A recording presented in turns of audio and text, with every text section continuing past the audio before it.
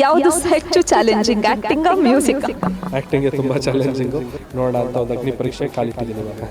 ಈ social ಮೀಡಿಯಾದ comment ಇವತ್ತು ಒಂದು ದೊಡ್ಡ ಘಟನೆಗೆ ಸಾಕ್ಷಿ ಆಗೋಯ್ತು ಚಿತ್ರರಂಗ. ಬೆಳಕಿಗೆ ಬಂದಿರೋದು ಇದೊಂದು ವಿಚಾರ. ಈ ಥರದ್ದು ಸಾಕಷ್ಟು ಘಟನೆಗಳು ಕಾಮನ್ ಪೀಪಲ್ ಲೈಫಲ್ಲಿ ಆಗಿದೆ, ಬಟ್ ಯಾರಿಗೂ ಹೇಳ್ಕೊಳ್ಳುವಂಥ ಧೈರ್ಯ ಇಲ್ಲ. ನೀವು ಅವರ ಭೇಟಿ ಒಡನಾಟ ಏನಾದರೂ ಈಗ ಅಲ್ಲದೆ ಇದ್ರು, ನೀವು ಹಿಂದೆ ಚಿರು ಅವರು ನೀವೆಲ್ಲ ಫ್ರೆಂಡ್ಸ್, ಅವಾಗ ಭೇಟಿ ಮಾಡಿ ಅವ್ರಿಗೆ ನಾನು ಹಾಡೋದಂದ್ರೆ ತುಂಬ ಇಷ್ಟ. ಅವರು ನಾನು ಸಿಕ್ಕಿದಾಗೆಲ್ಲ ನನ್ನ ಹತ್ರ 100-150 ಸತಿ ಹಾಡಿಸಿದ್ದಾರೆ. ನಾನು ಸಾಂಗ್ ಹಾಡೋ ತುಂಬ ಒಳ್ಳೆ ವ್ಯಕ್ತಿ ಅವರು. ಅಂದರೆ ಟ್ಯಾಲೆಂಟಿಗೆ ತುಂಬ ಸಪೋರ್ಟ್ ಮಾಡ್ತಾರೆ. ಸೊ ಆ ದರ್ಶನ್ ಸರ್ನ ನಾನು ನೋಡಿದ್ದೀನಿ. ವಿದ್ಯಾರ್ಥಿನಿಯರೇ, ಸ್ಯಾಂಡಲ್ವುಡ್ನಲ್ಲಿ ಸಾಕಷ್ಟು ಸುದ್ದಿ ಮಾಡ್ತಿರುವಂತಹ ಸಿನಿಮಾ ಈಗಾಗಲೇ ಟ್ರೇಲರ್ ರಿಲೀಸ್ ಆಗಿದೆ, ಸಾಂಗ್ ರಿಲೀಸ್ ಆಗಿದೆ, ಎರಡೂ ತುಂಬ ಚೆನ್ನಾಗಿ ರೀಚ್ ಆಗಿದೆ.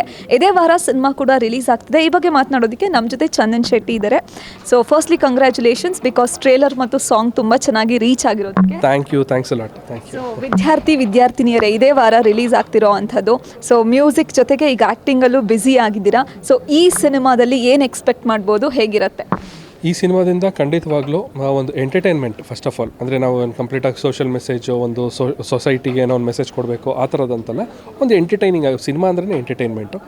ಸೊ ಆ ಎಂಟರ್ಟೈನ್ಮೆಂಟ್ ಒಳಗಡೆ ಒಂದು ಎಲ್ಲೋ ಒಂದು ಕಡೆ ಮುಕ್ತವಾಗಿ ಈ ಸಮಾಜದಲ್ಲಿ ಸ್ಟೂಡೆಂಟ್ಸ್ಗಳ ಮೇಲೆ ಈ ಮೊಬೈಲ್ ಮಾಡಿರುವಂಥ ಒಂದು ಪರಿಣಾಮನ ಹೇಳುವಂಥ ಪ್ರಯತ್ನ ಮಾಡಿದ್ದಾರೆ. 2-3 ಶೇಡ್ಸಲ್ಲಿ ನಿಮ್ಮ ಕ್ಯಾರೆಕ್ಟರ್ ಇದೆ ಈ ಸಿನಿಮಾದಲ್ಲಿ. ನಿಮ್ಮ ಕ್ಯಾರೆಕ್ಟರ್ ಬಗ್ಗೆ ಪರ್ಟಿಕ್ಯುಲರ್ ಆಗಿ ಹೇಳೋದು?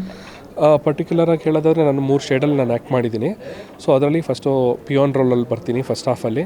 ಸೆಕೆಂಡ್ ಹಾಫಲ್ಲಿ ಒಬ್ಬ ಗೇಮ್ ಡೆವಲಪರ್ ರೋಲಲ್ಲಿ ಬರ್ತೀನಿ. ಸೊ ನೀವು ಟ್ರೈಲರಲ್ಲಿ ಆಲ್ರೆಡಿ ಅದನ್ನೆಲ್ಲ ರಿವೀಲ್ ಮಾಡಿದ್ದಾರೆ ಡೈರೆಕ್ಟರು.